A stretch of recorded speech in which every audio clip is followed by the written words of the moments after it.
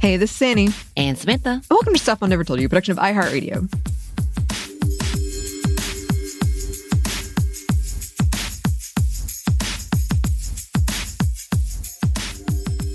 And welcome to a happy hour where I talk about happy things, happy hobby things. I think this could have been a Monday Mini because I do talk a little bit about research. And we don't do that typically, especially me, for our happy hours. But I thought I would bring this over here because we need some happy topics along with that in our happy hour tradition. If we are talking about a brand or something very specific, it is not necessarily a sponsor.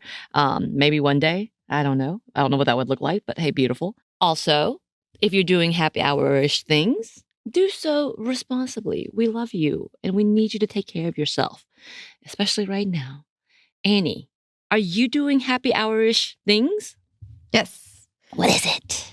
I'm still working on my mom's, all the wine she's got me from our hometown of Dahlonega. Which has been featured in a Netflix show. Did you see this? No, what? Literally, they saw it's Punisher, the dude who played Punisher.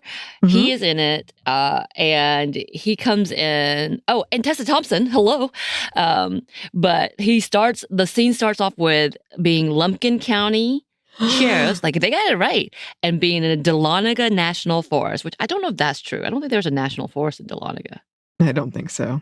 But they say Dahlonega, and it is in Lumpkin County. And I was like, oh, okay. Yeah. They Shout out Dahlonega. Some stuff there. And they have a lot of woods. Dahlonega has a lot of woods. That is true. That's one of the reasons I liked it. But anyway, keep going. So you got your wine from your local wineries? Yes. There are a lot of local wineries in Dahlonega, which is very funny because I found out through friends who were from like Tennessee. Yeah.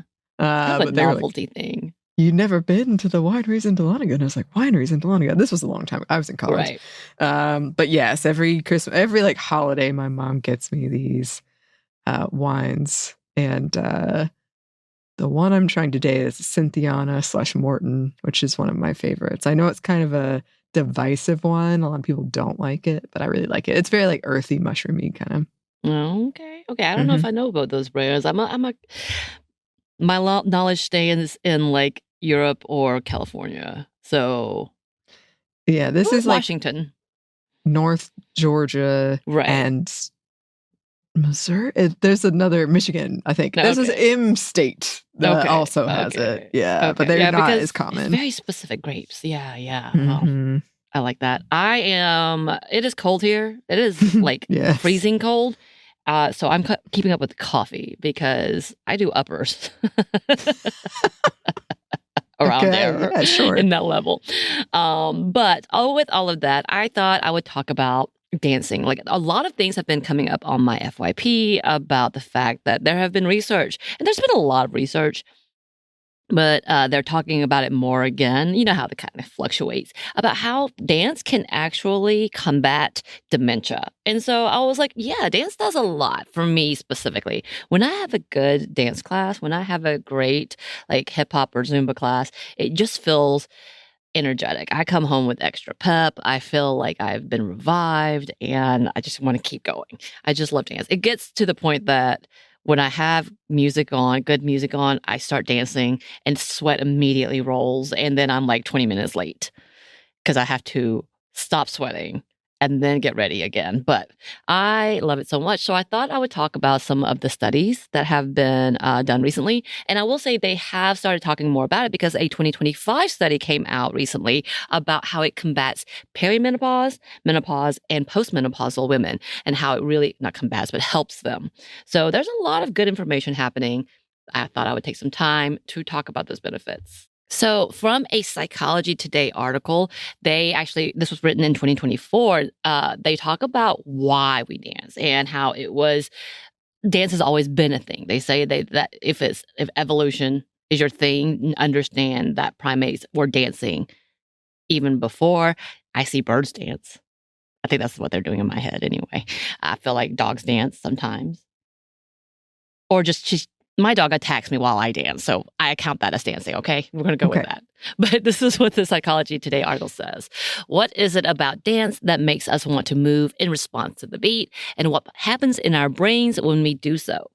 Music stimulates the brain's reward centers, while dance activates its sensory and motor circuits. Concurrently, the limbic system, which is involved in emotion processing, triggers the release of feel-good hormones such as endorphins, oxytocin, and dopamine, while the cerebellum integrates input from the brain and spinal cord and helps in the planning of fine and complex motor actions. Mirror neurons also play a role in our enjoyment of dance. As their name implies, mirror neurons are brain cells that are activated when we see other people doing something. We automatically yawn if the person sitting opposite to us yawns. Watching people dance makes us want to join them and dance. When we do so, we are no longer alone, but feel part of the group. I think that's such a great conversation in so many aspects, because yes, when I dance, it feels good. It feels like I've caught on to something. Learning a new line dance, which has been a big thing right now. And I will say, it's a challenge, some of these dances. It is. And I have so much fun with it, because when you grasp it, being in sync with someone and realizing you're doing the same dance moves, there is joy to that. Choreography is a gift that I am trying to learn. I will say that, but it's so fun. And in that same article, they talk about how it can help trauma and dementia. They write, one of the remarkable things about dancing is the effect it has on people with trauma and dementia. Kayla Koenig is a board-certified music therapist in Pensacola, Florida. She spoke to the person recently about use of dance and movement with survivors of trauma and people suffering from dementia. Referring to people living in long-term care settings, she remarked, many of these people receive no visitors and spend their days withdrawn and silent. But when I come and play music from the 50s or 60s, music that was popular when they were young, they light up, start to tap their feet or clap their hands. Some will stand up and begin dancing. Others will even remember the lyrics. For the rest of the day, the participants as well as the staff are happier and more present. We know we've talked about our own connections with different types of music and what that can bring out, some of those memories. Some music helped people who have depression and suicidal ideation, stuff like that really can move you. And you feel like you're connected to these lyrics and these songs. And just like the emotions, I have cried at songs for like just feeling the depth of it. I've also fallen in love with songs and came back later thinking, man, that was really corny.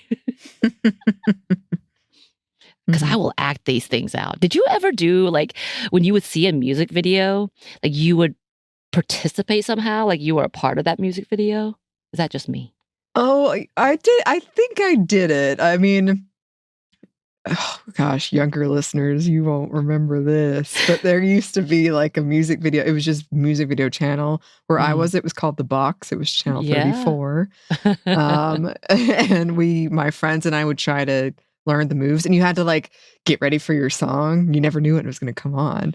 But we also would do, like, my mom once walked in on me and my good friend Katie, who's been on the show, we sing and dance to Anney, the musical. Yeah. Because we were going to audition. We never did. But so Aww. I did things similar to that. I'm not sure if I did exactly what you're talking about. Okay. See, I would like envision myself in these music videos as if I was a part of it. I would learn these dances, like Paula Abdul. Yeah, I was in there. I was doing it. Performed that in a middle school musical. Straight Up was my song. I even had backup dancers. I've talked about this before. I loved every bit of that. There are some things to being able to do choreography. We would make up numbers. Footloose number, I think I've told you. I remember a few bits of that. Mortal Kombat, the soundtrack. We use that for cheers. Don't worry about me. Yeah. I got things under control.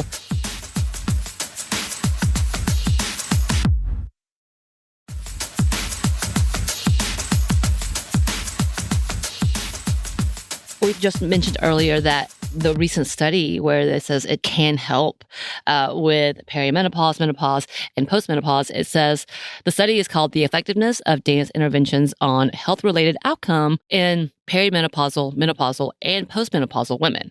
So they write, in recent years, dance intervention has increasingly been applied to perimenopausal, menopausal, and postmenopausal women, with studies suggesting its potential benefit for alleviating menopause-related symptoms.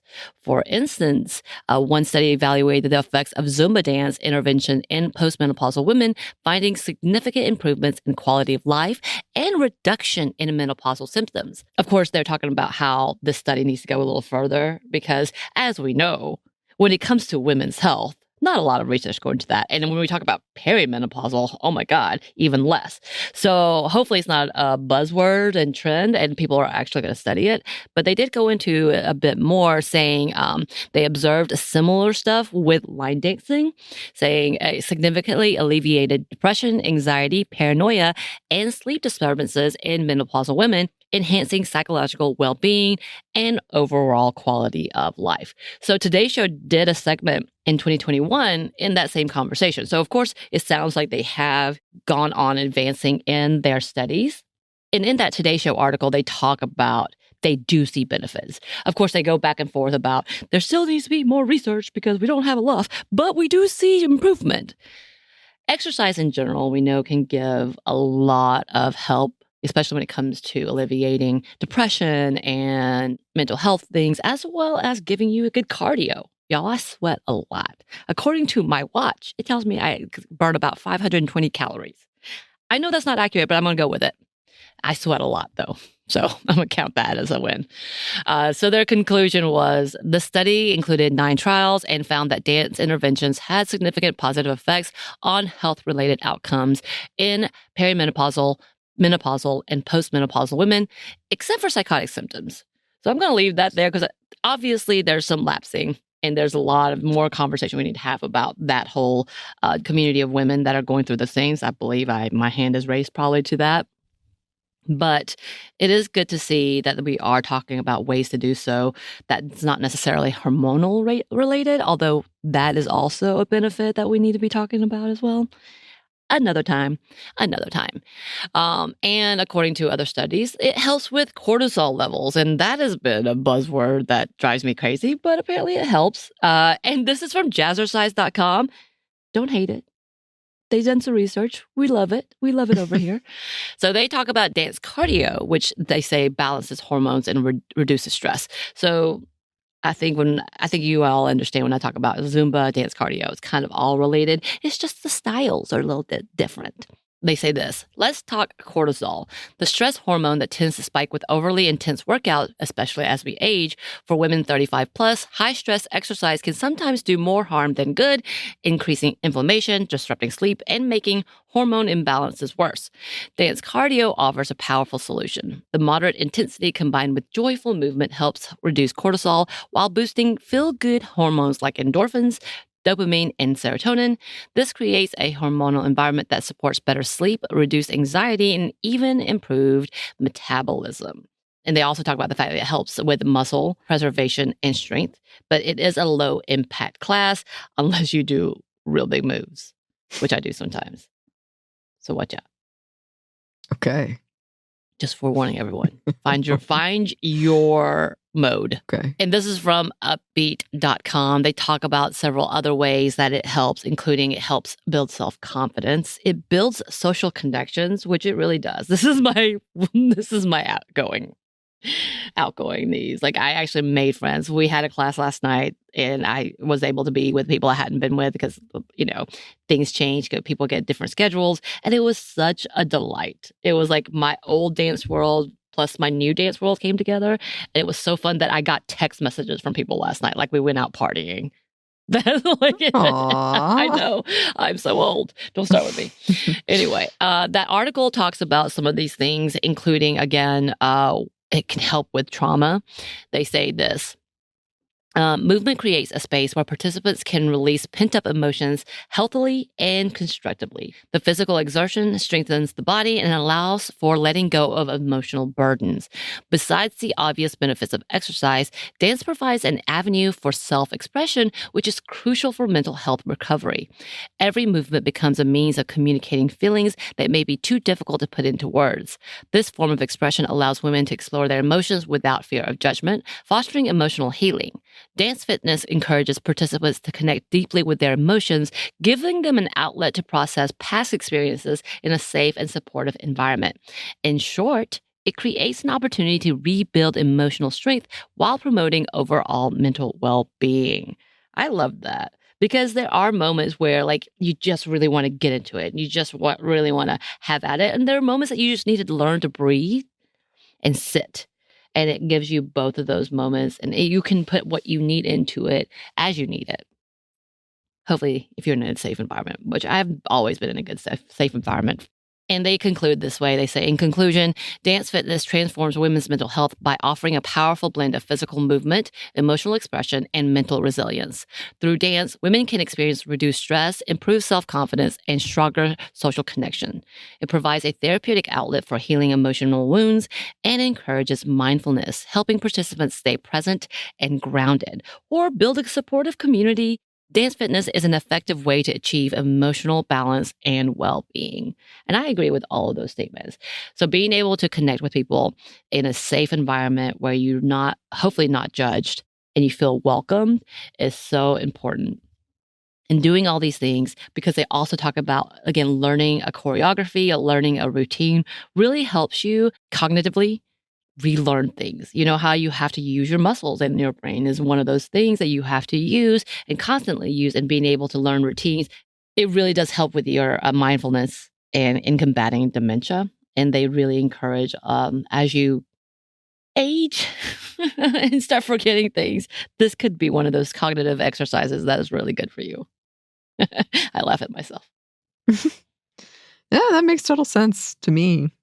And it's not quite the same, but we have talked about that before with hiking, right? Which can be a communal activity, but can be solo. But that's a lot of times when I hike, that's what I get out of it, is sort of both a mindfulness and a connection, and kind of like a disconnect from where my brain is freaking out about like whatever's going on. Because I just have to focus on the next step and make sure I don't fall off the cliff, sprain my ankle and fall. Yeah. And dancing, like with the music going and having those moves, and I think this makes complete sense. All right, everybody, let's dance. 2026, we're all dancing.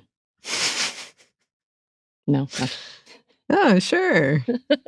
Sure. Back when I was still on Twitter, when it was Twitter, I posted I was dancing like no one was watching and someone was watching, because I looked out my window and there was this group of people that were just looking at me and pointing, and I was like, no. Like ducked down embarrassingly quickly. They were just impressed with your movements, I'm sure. I'm sure that's what it was. Exactly what that was. But it was fun. I was having a grand old time. See? That's all that matters. Well, listeners, we would love to know your thoughts about this. You can email us at hello@stuffnevertoldyou.com. You can find us on Blue Sky at Mom Stuff Podcast, or on Instagram and TikTok at Stuff Never Told You. We're also on YouTube. We have some merchandise at Cotton Bureau, and we have a book you can get wherever you get your books. Thanks as always to our super producer Christina, executive producer Maya, and our contributor Joey. Thank you. And thanks to you for listening. Stuff Never Told You is production by iHeartRadio. For more podcasts from iHeartRadio, you can check out the iHeartRadio app, Apple Podcasts, wherever you listen to your favorite shows.